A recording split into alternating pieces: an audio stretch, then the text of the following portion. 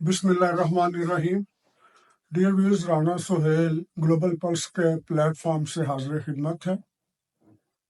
آج کا پروگرام شروع کرنے سے پہلے میں سب سے پہلے مبارکباد دیتا ہوں جناب گوہر علی خان صاحب کو، جو کہ بلا مقابلہ چیئرمین منتخب ہو گئے ہیں پی ٹی آئی کے، اور پی ٹی آئی کے سیکرٹری جنرل وہ بھی بلا مقابلہ منتخب ہوئے ہیں عمر ایوب صاحب، اور اسی طرح ڈاکٹر یاسمین راشد کا جو پورا گروپ ہے وہ بھی پنجاب کے لیے بلا مقابلہ منتخب ہو گئے ہیں۔ یہ وہی انتخاب ہیں جس کے لیے وہ سارا رولا پڑا ہوا تھا کہ جو نہیں کروائے گئے تھے، اور جس کی وجہ سے پی ٹی آئی کو ڈی لسٹ بھی کیا گیا تھا اور ان کا بلے کا نشان بھی ختم کر دیا گیا تھا۔ اگر یہی کام اس وقت کر لیتے جب 20 دن دیے تھے ان کو الیکشن کمیشن نے، تو شاید اتنے مسائل نہ پیدا ہوتے جتنے مسائل پیدا ہوئے ہیں۔ آج اس پر بھی پوری بات کریں گے۔ اس کے علاوہ ہم اس بات پر بھی بات کریں گے کہ خان صاحب اپنی ہی پوری ٹیم پر شک کرنے لگے ہیں۔ خان صاحب اب کسی پر اعتبار نہیں کر رہے، خان صاحب سب پہ شک کر رہے ہیں۔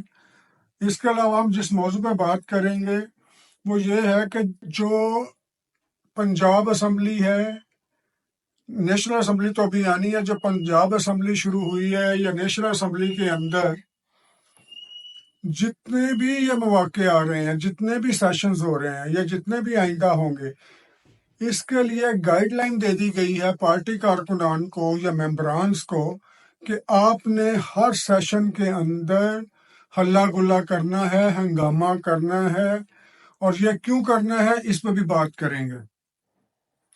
اور ایک اور بات کہ پاکستان مسلم لیگ نون کا راستہ صاف کرنے کے لیے اسٹیبلشمنٹ نے پاکستان مسلم لیگ نون ہی کے بہت سے امیدوار خود ہروا دیے تھے۔ یہ کیا معاملہ ہے، اس پر بھی بات کریں گے۔ ایک اور بات کہ پی ٹی آئی مختلف ٹکڑوں میں کیوں تقسیم ہو رہی ہے، تو سب پہ ان پہ باری باری بات کریں گے۔ سب سے پہلے تو میں یہ بات کروں گا جی جناب بیرسٹر گوہر علی خان، جو پہلے بھی چیئرمین تھے لیکن منتخب چیئرمین ہے، بلا مقابلہ منتخب چیئرمین۔ لیکن مسئلہ یہ ہے کہ وہ تو منتخب ہو گئے اور باقاعدہ طور پر انہوں نے وہ سارے وہ لوازمات پورے کیے ہوں گے جو کہ الیکشن کمیشن کی ریکوائرمنٹس تھی۔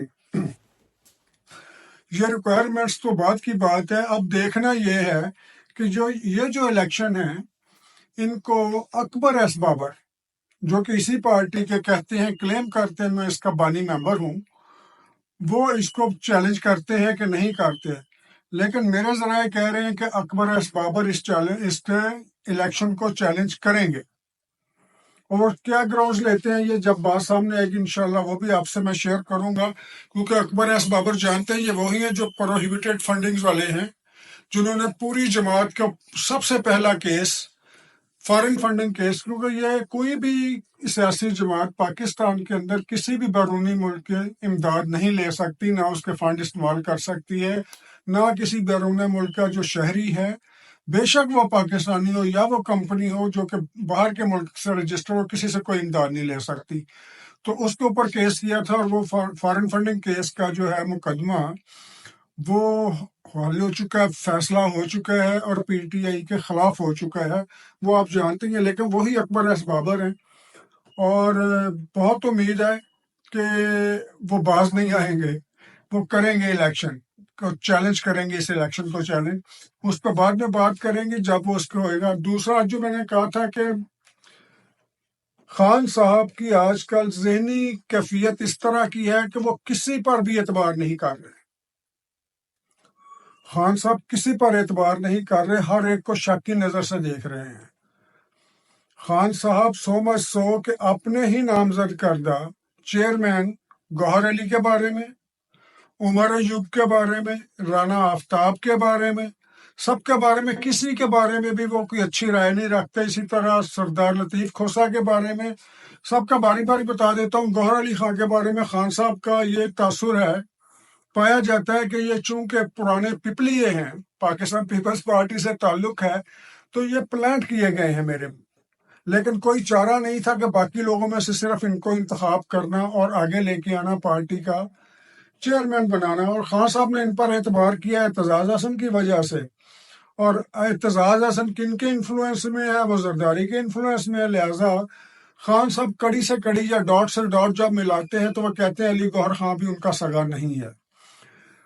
اور اس کے علاوہ خان صاحب نے جناب علی دوسرا اپنا اپوزیشن لیڈر چینج کیا ہے اس کے ہاؤس کے اندر، تو اب بنایا رانا آفتاب کو۔ اب رانا آفتاب سے بھی وہ خفا ہے اور کہتے ہیں کہ رانا آفتاب کسی اور کی زبان بول رہا ہے۔ مریم نواز رانا آفتاب سے کیوں ملنے آئی وزیر اعلیٰ بننے کے بعد؟ تو خان صاحب یہ ایک روایت ہے کہ اچھے وزیر اعلیٰ جو پولیٹیکل نارمز کو سمجھتے ہیں وہ اس طرح یہ روایت کرتے ہیں، وہ جاتے ہیں اپوزیشن لیڈر کے پاس اور ان سے کہتے ہیں ہم مل کے چلیں گے، اور اچھی روایت ہے۔ خان صاحب کو پتہ نہیں اچھی باتیں بری کیوں لگتی اس کو، اس کے بارے میں انہوں نے رانا آفتاب کو کافی تنقید کا نشانہ بنایا، اور سب سے پہلے یہ کہا کہ یہ ان سے ملے کیوں، اگر ملے ہیں تو ان سے نرمی سے بات کیوں کی۔ تو خان صاحب ذرا اپنے رویے پر غور کیجئے، آپ کے اپنے ہی نامزد لوگ جو ہیں ان پہ آپ کو یقین نہیں، آپ کو انہی سے گلا ہے۔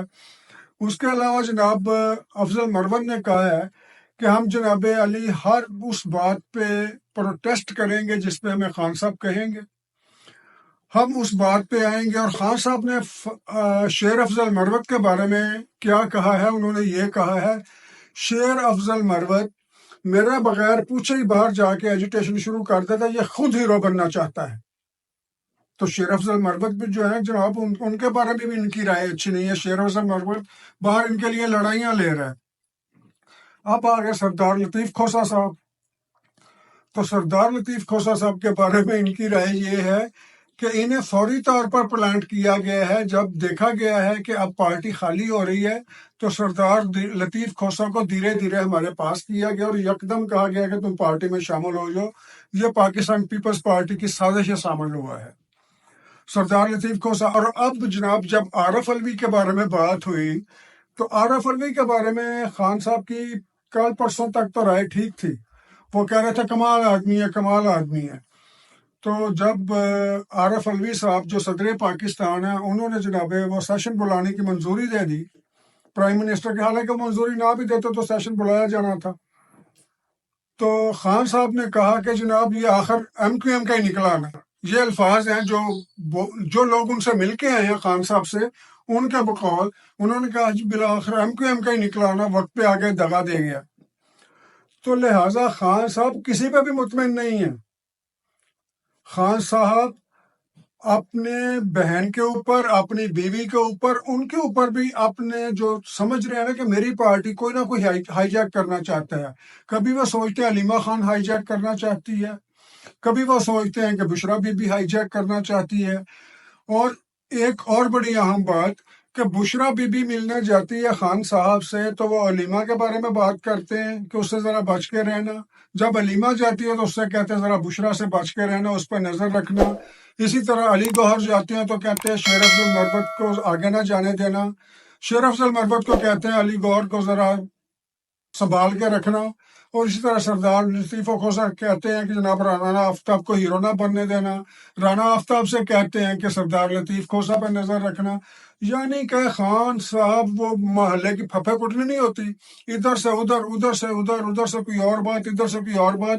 خان صاحب یہ باتیں ساری کیوں کر رہے ہیں؟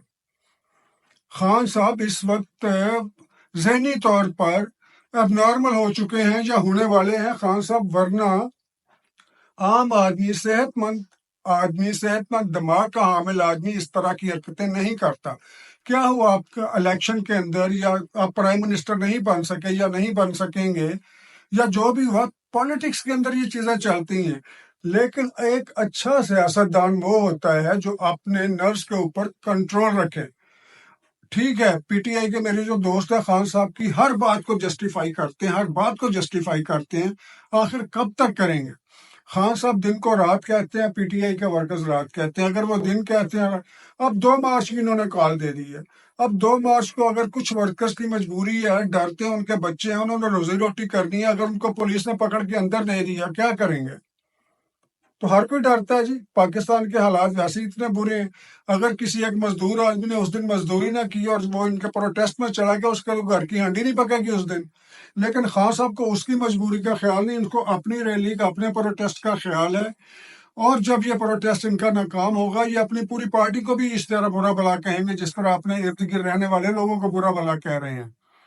ساری ٹیم کو خان صاحب کے اس معاملے کے اندر ایک اتفاق پایا جاتا ہے کہ خان صاحب جو بھی کہہ رہے ہیں خان صاحب کو جی ہاں کرتے رہے اور باہر آ کے اپنی مرضی کریں۔ خان صاحب تو اندر بیٹھے ہوئے نا، کون سا دیکھ رہے ہیں؟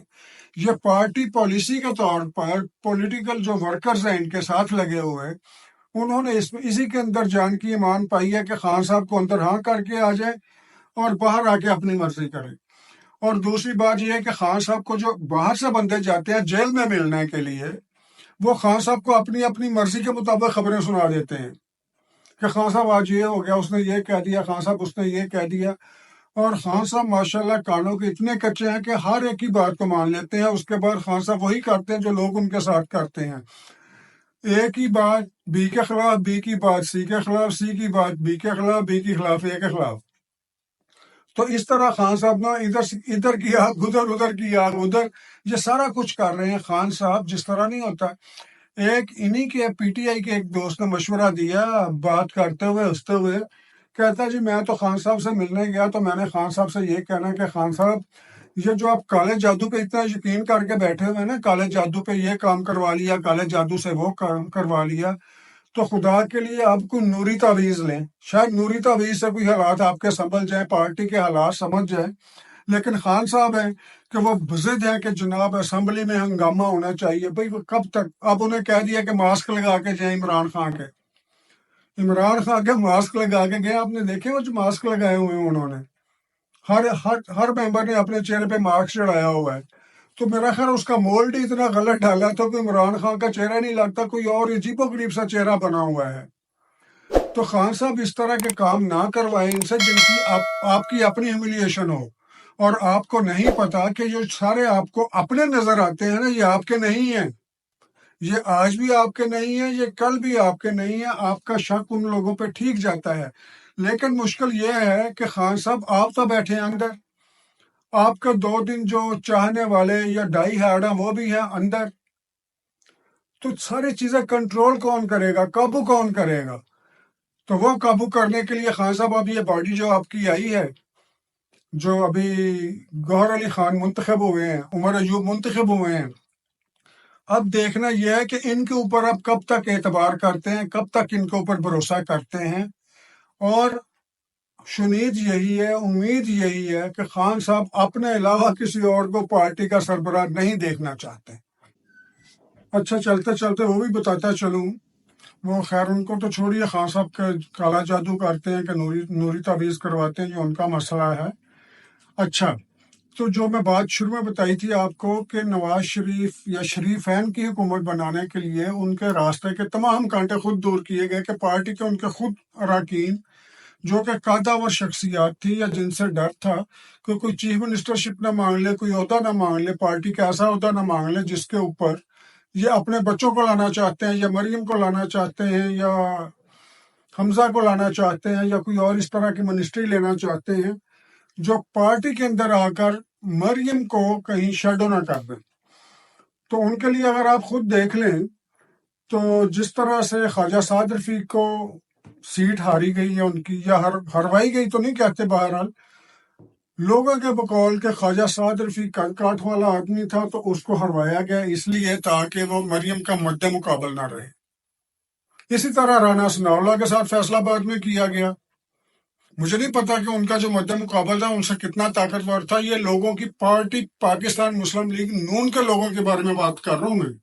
ان لوگوں کے بقول ان لوگوں نے یہ میرے ساتھ ڈسکشن کی ہے کہ جناب انہوں نے جس طرح میاں جاوید لطیف کی وہ بات کرتے ہیں کہ میاں جاوید لطیف کو ہروایا گیا شیخو پورہ سے، تو انہوں نے یہ بھی کہا، انہوں نے کہا چونکہ مولانا فضل الرحمان صدارت کے امیدوار تھے اس لیے انہیں بھی ہروایا گیا۔ تو مسلم لیگ کو فیسیلیٹیٹ کرنے کے لیے یا پاکستان پیپلز پارٹی اور مسلم لیگ کا جو جوائنٹ وینچر ہے اس کو سکسیسفل کرنے کے لیے بہت سے لوگوں کو جان بوجھ کے اسٹیبلشمنٹ نے ہروایا ہے۔ یہ کہاں تک ٹھیک ہے کہاں تک غلط ہے یہ آنے والا وقت بتا دے گا، اور وقت کوئی دور نہیں ہے، یہ 1-2 ہفتوں کے اندر پتہ چل جائے گا آپ کو کہ یہ دراصل ہوا کیا ہے، اور اس کے اگر کوئی پروگرس ہوتی ہے تو اس کے بارے میں انشاءاللہ تعالیٰ میں ضرور حاضر ہوں گا آپ کو بتانے کے لیے، انفارم کرنے کے لیے۔ اس وقت تک کے لیے اجازت دیجیے، اللہ حافظ۔